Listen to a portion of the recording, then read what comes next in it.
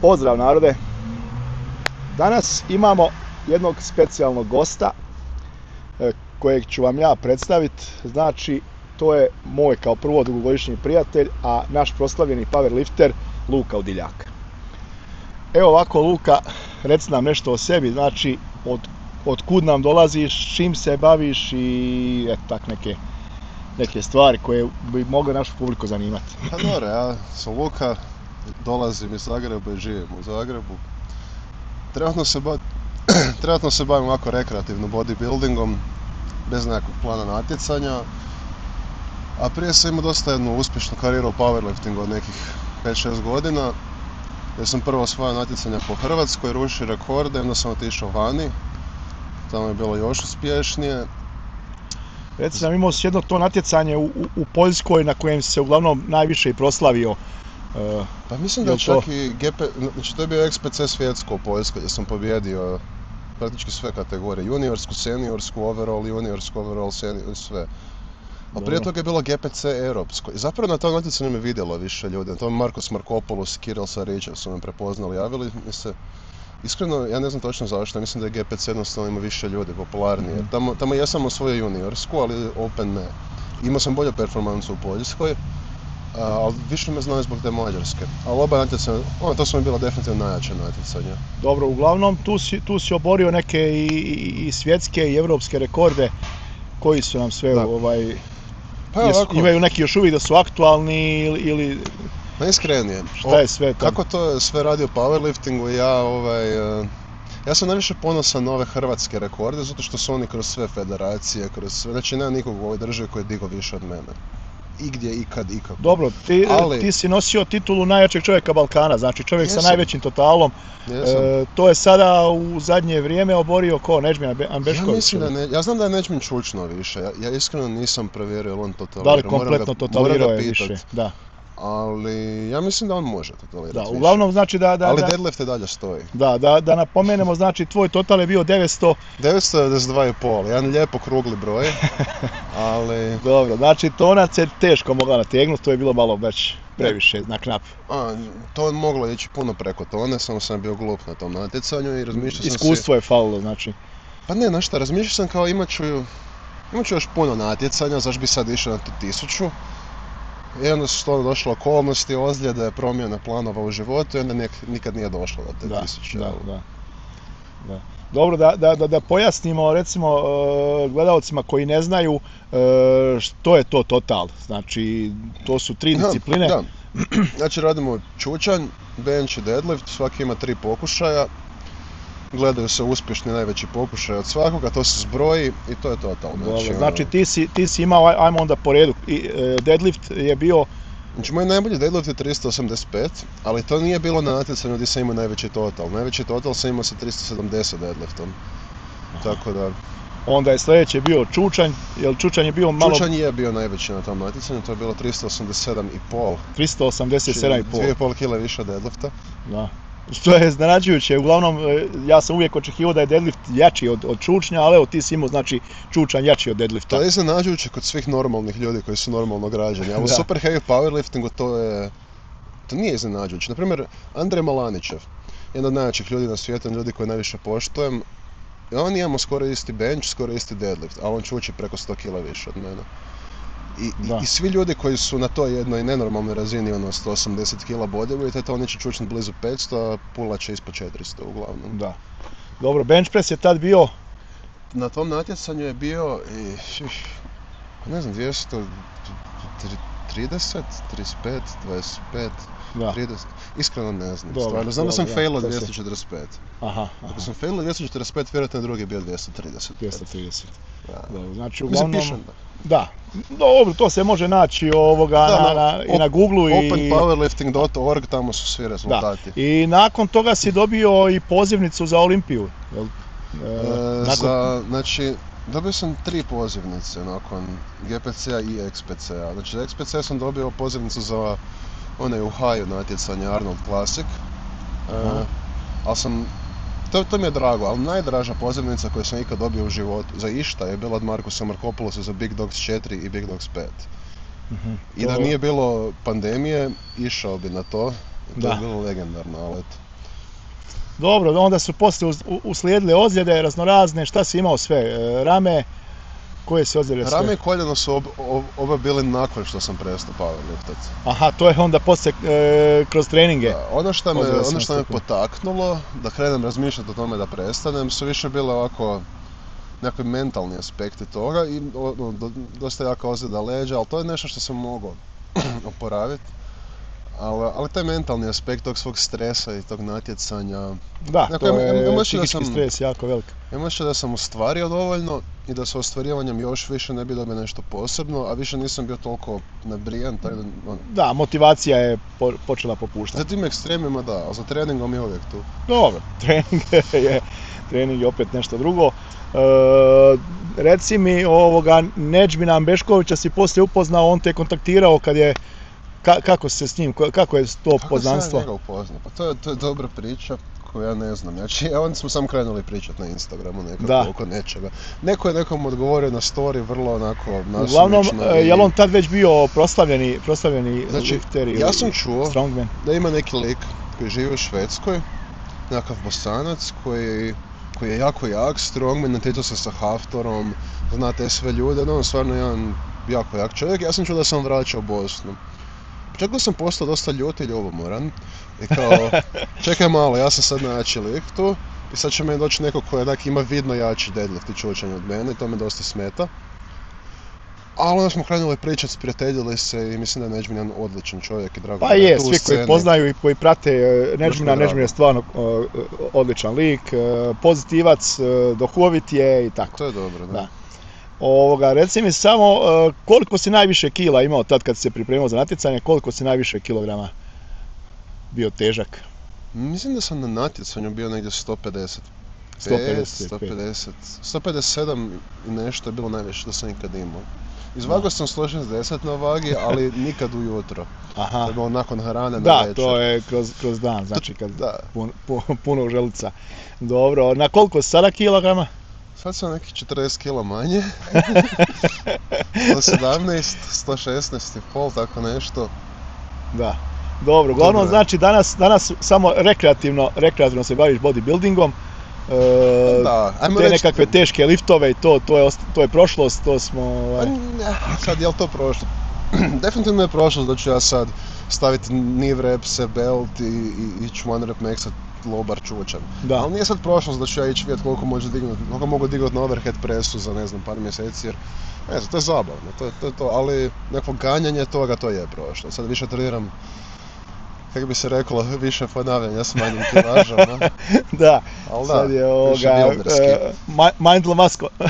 Made muscle. Made muscle correction.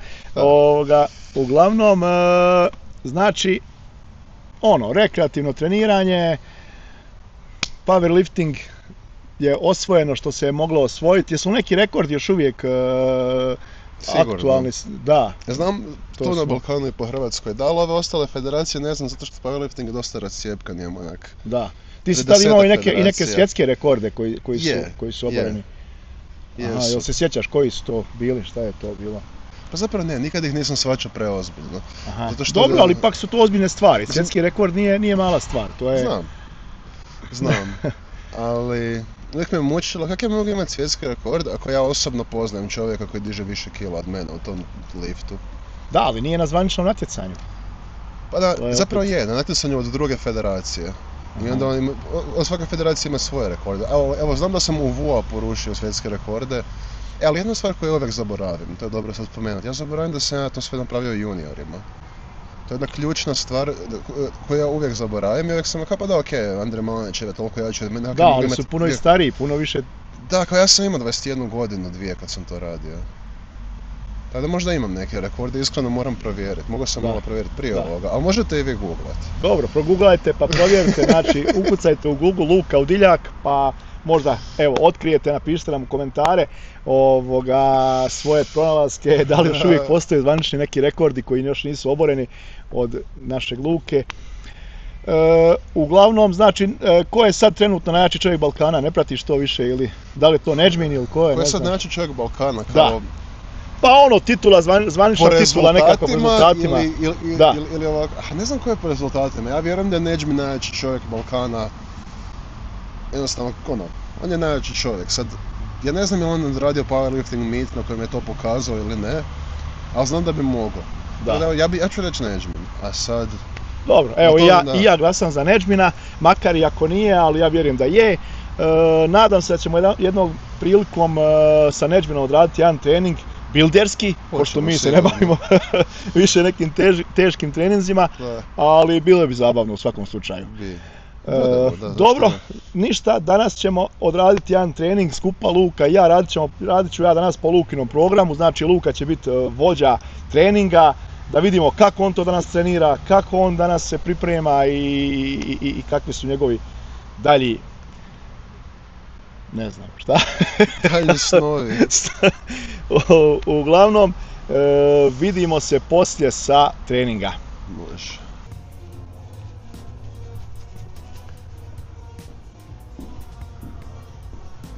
Znači, počet ćemo od bench pressa.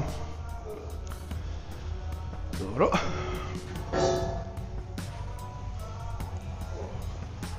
Makit ćemo ove. Oni su blagoslovljene, samo predaju čipom. Da. Ne moram raditi pravi bench. Ova nam je pozicija šipke, malo nam daje dublji. Bolje rastezanje. S jednim principom toga da što manje kila mogu koristiti. Dobro. Na kojem ti primiš? Na ove? Ne, primim šire. Šire? Daj. Će to meni biti malo prešalj, probat ću pa ću vidjeti će to biti preširoko.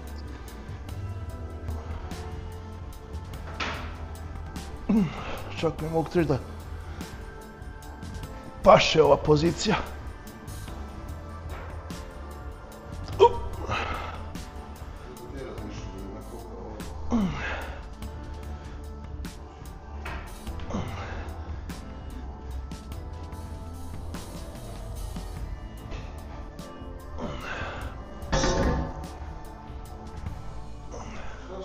Ćemo stavljati te desetke ili, imamo tamo veliki, hoćemo veliki ili malo? Puno desetke, staviš ono. Aha, ne radiš neki veliki most, nego samo stabiliziraš dobro leđa i... Ja ne želim koristiti noge, jer mu bole leđa. Aha.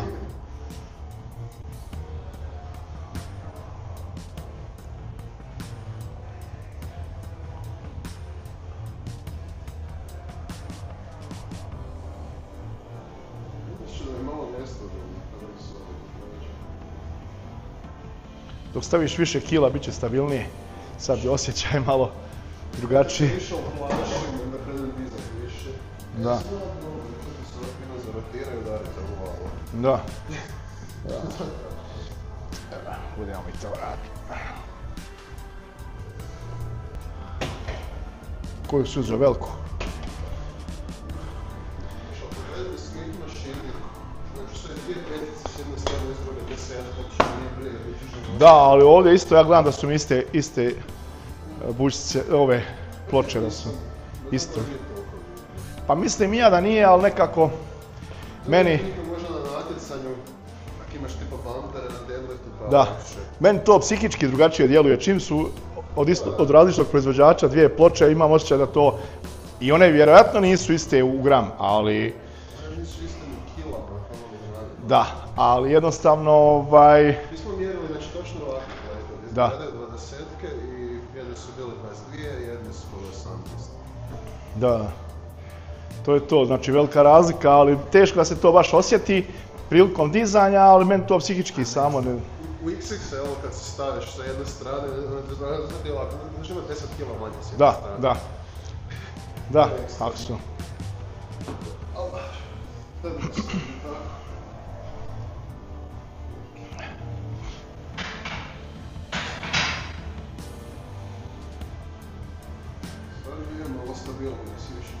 Pa da, kažem ti, uvijek je to, više se fokusiraš na kilažu i onda stabilnije automatski.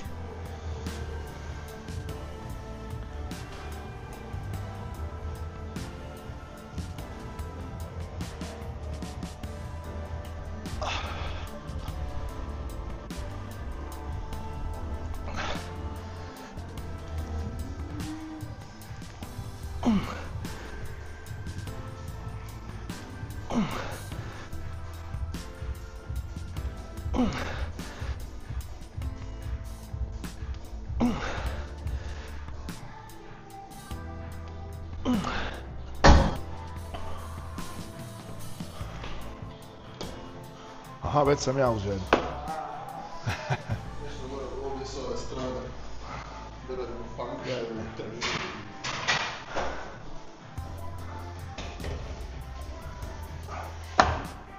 Možda krivo loda shifta, tako je functional.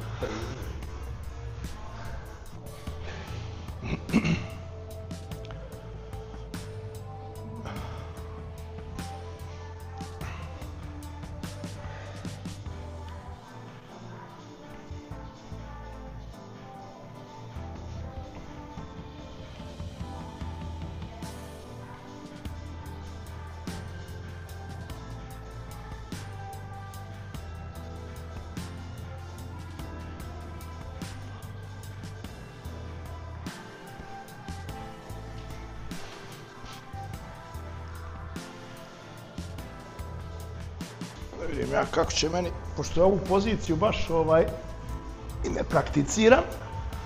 I onda baš me zanima kako će to biti. Znači to stati za svaki slučaj. Ajde stani.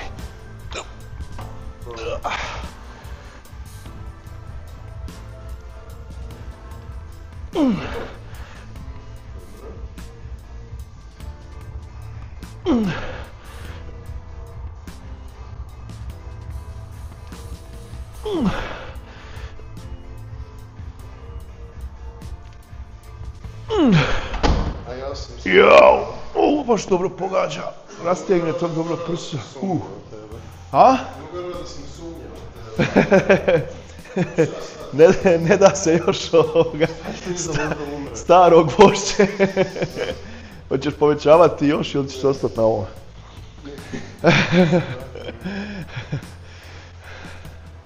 Da, čudna je pozicija. Svi koji nisu probali, nek probaju. Baš je malo nezgodno, nije to ko obični bench. Veliki streč i dosta veliki stres na ramena. Tako da, nezgodno. I široko kad primiš, baš onak... Pa, dobro, da, ajmo reći, ne znam kako bi rekao. Čudno je, pošto ja nisam ovo prvi put da radim. Prednje rame ti definitivno pod većim stresom jer je većim range. Pa prednje, da, tu i osjetim uglavnom. Ali rame me kao zlo manje boli. Možda da, malo osjetim tu na prednje rame, malo nekakav stres. Ali kažem, meni je malo i čudan taj položaj jer nisam ovo nikad radio sa ovim. Evo, zapešće ne boli uopće. Ne, zapešće, čak ne koristim ni one... Ovdje to se baš ne dogodi Da, čak ne koristim ni ove gurtne, paše mi taj položaj.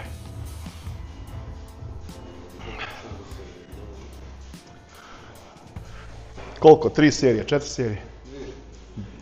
2 serije. Dobro, ne, pa radimo po tvom programu. Samo sam ja radio samo 4 ponavljanja sad, dobro, vidit ćemo, možda će biti. To je još serija, to sve mislim. Prvi put radim, pa malo mi je bilo onak čudno, ali vidjet ću. Ja ću gledam naš programe. Dakle, prvo se izmoriti mišiće na jednak način, ako tebi treba 3 serije, zato to je isto okej, nije? Da. Dobro, možda napravim 2 serije sa ovom kilažom, možda spustim onda poslije, pa back off napraviti još jednu seriju. Eventualno. Veći broj ponavljanja. Vidjet ću sad kako će mi ići ova druga serija, malo već tijelo navikne pokret pa će možda biti lakše.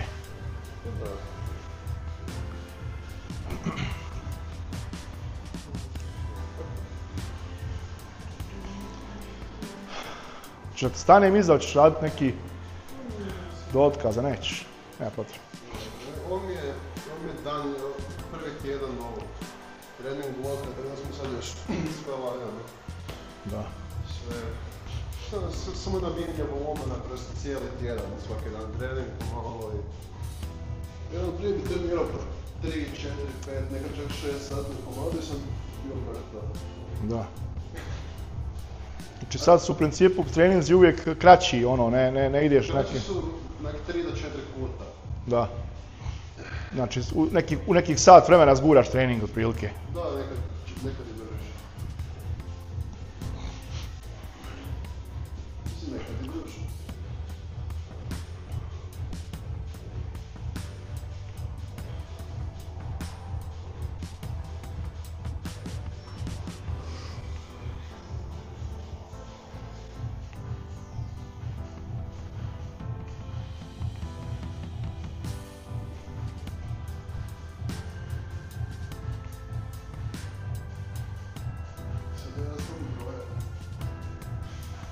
Pa ja, ako je mali broj ponavljanja brojim, a ako je veći broj ponavljanja baš i ne brojim, zabrojim se.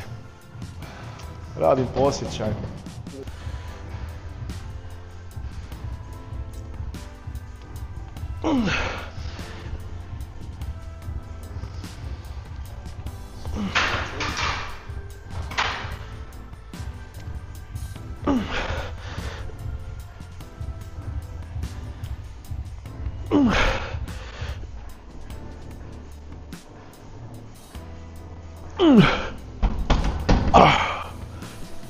Pet komada je išlo. 5 komada. Šti ti raditi još jednu seriju? Ovog ne. Hajde ja ću. Imamo još jednu vježbu za prsa. Aha. Dobro, ja ću napraviti još jednu back-off seriju. Ja volim uvijek malo više da se iscrpim. Nekako nemam osjećaj, ako se nisam iscrpio, imam osjećaj kao da nisam napravio trening.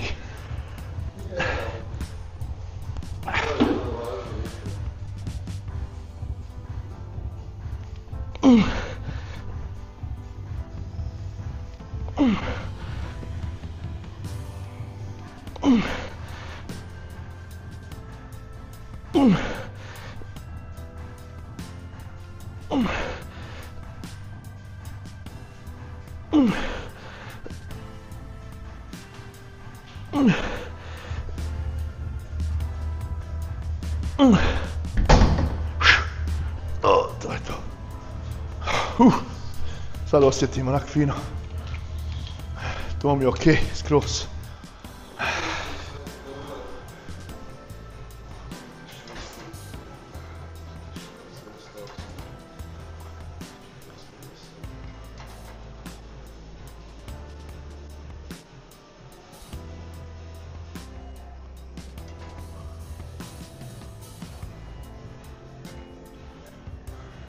Koliko onda danas radimo 2 vježbe za prsa, 2 za leđa, jel?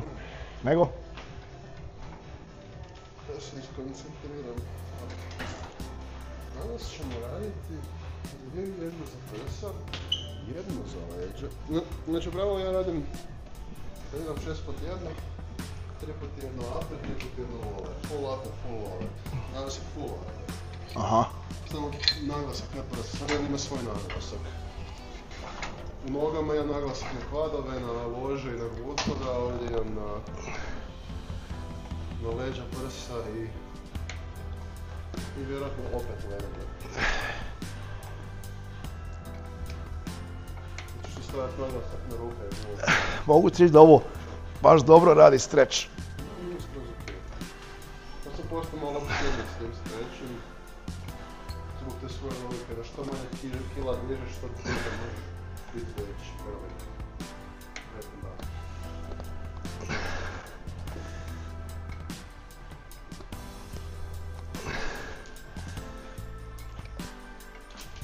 Se vjerujem da možeš i drugo biti jak, se ne ozljeđuješ kao ja, ali...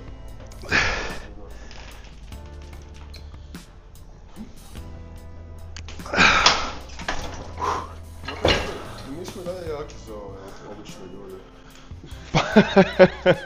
Pogotovo za moje vršnjake. Tvoje vršnjake se neki ne mogu... Ovo vam je, narode, jedan dobar zaključak da smo Luka i ja ipak jaki za ove moje vršnjake. Da, da.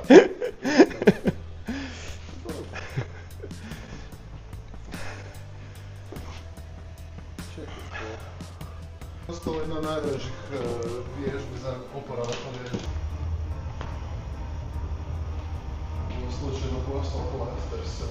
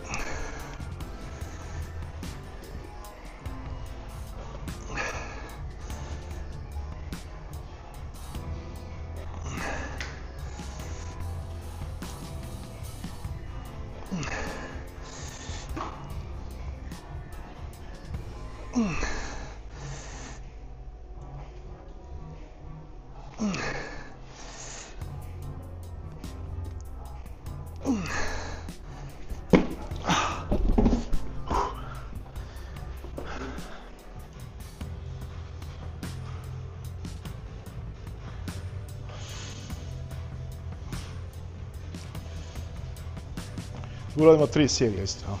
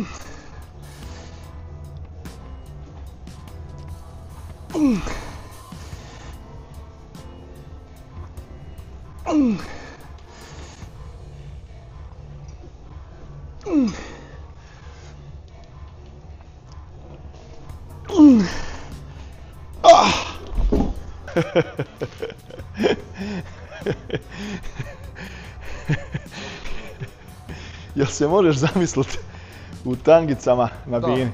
Aha, na bini, ne. Ne.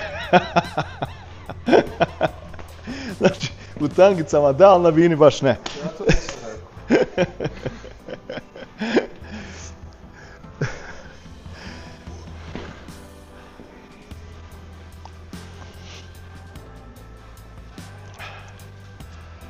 Naš prijatelj Marin Maglica, on se sprema jednog dana za binu u tangicama. Nadam da ću ga uspjeti. Ali sve u svemu, mi mu dajemo potporu našu i na prvo natjecanje dolazimo bodrit ga, Luka i ja.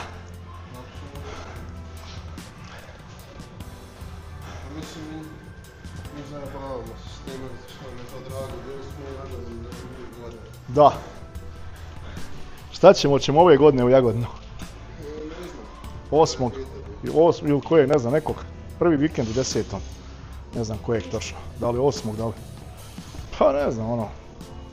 To je sad. Za malo jače od mjesec dana. Čak bi se... Aj, vidjet ćemo. Dogovorit ćemo se. Davor neće doći, ali možemo nazvojiti se. Ništa nam ne fali.